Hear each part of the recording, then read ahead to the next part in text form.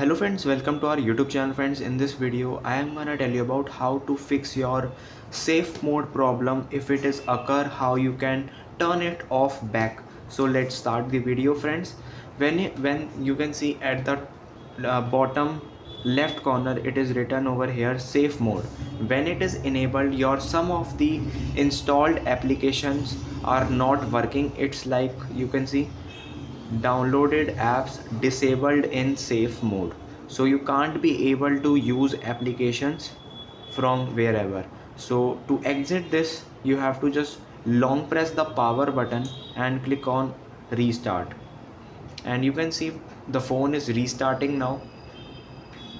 And let's wait for a moment if it is working or not.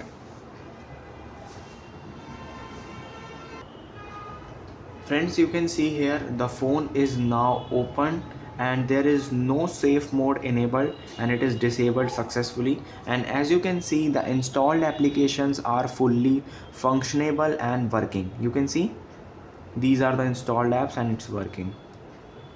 And this is how you can solve your safe mode problem. I hope you like this video. If you like this video, then subscribe to our YouTube channel for more helpful tips and tricks videos. See you next time.